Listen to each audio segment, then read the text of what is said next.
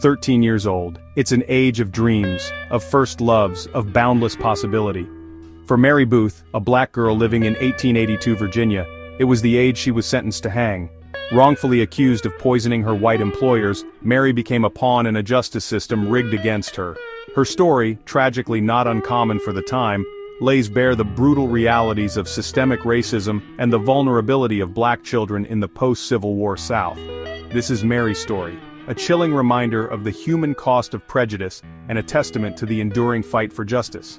This is not just a story about the past, it is a story about the present.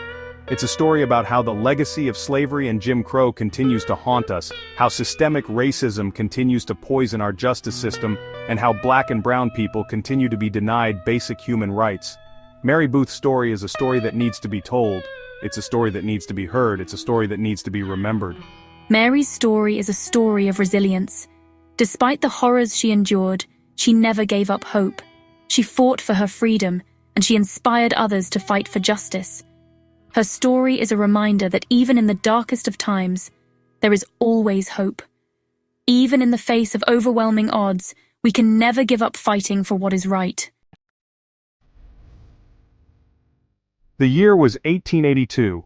Slavery, the institution that had brutally dehumanized black people for centuries, had been abolished for just over a decade.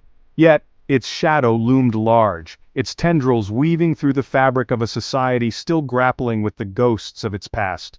For black women and girls, freedom was a double-edged sword. Emancipation had brought the chains of chattel slavery crashing down, but it did not shatter the deeply ingrained prejudice that viewed them as less than human, their lives deemed less valuable, their voices deemed less credible.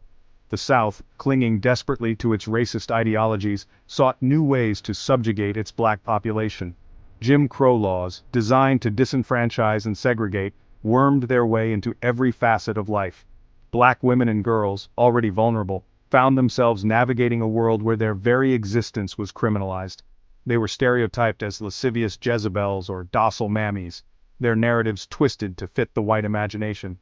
In this environment, accusations against black women and girls were easily made, and even more easily believed.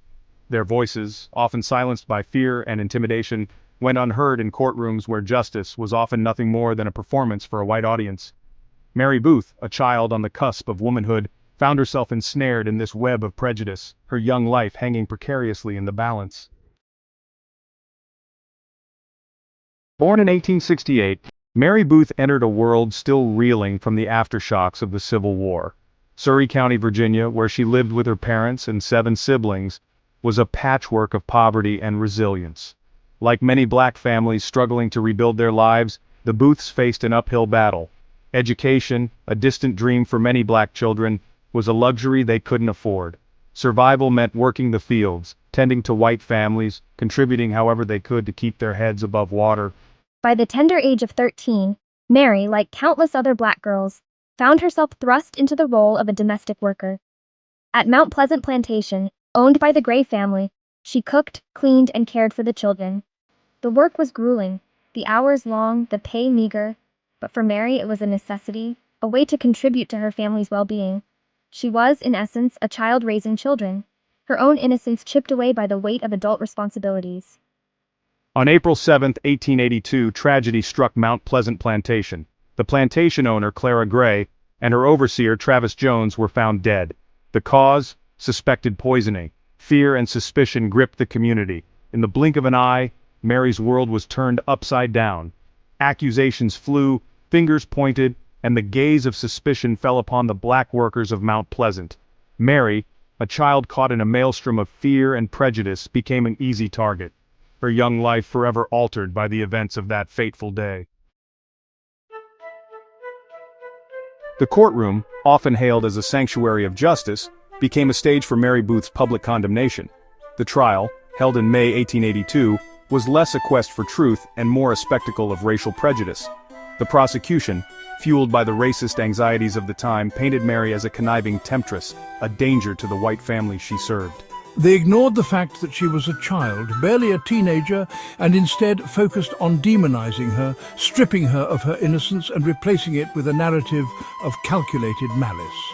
The jury, though unusually comprised of 8 black men, was nonetheless influenced by the pervasive racism of the era.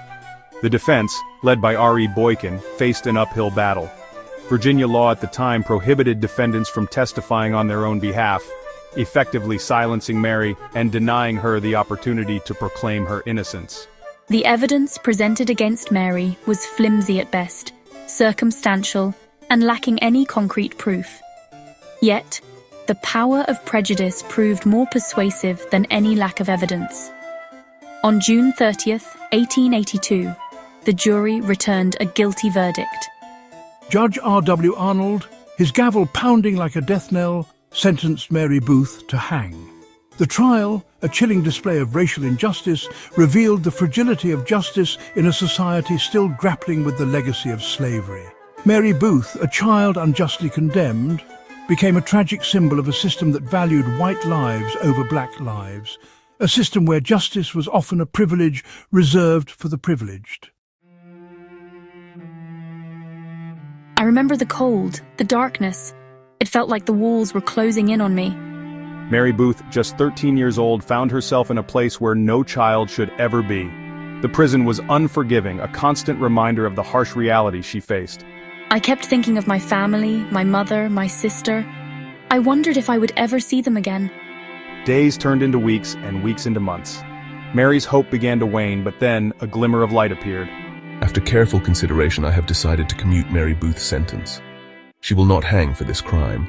Governor William Cameron's decision brought a sense of relief to Mary and her family. Her life, once teetering on the edge, was given a second chance. I couldn't believe it. I was going to live. I had another chance. Mary Booth's story, a poignant reminder of the fragility of justice, leaves us reflecting on the power of mercy and the resilience of the human spirit. The community was left grappling with the shadow of Reuben Gray. His actions had cast a long, dark shadow over the town, leaving everyone questioning how such a tragedy could have occurred.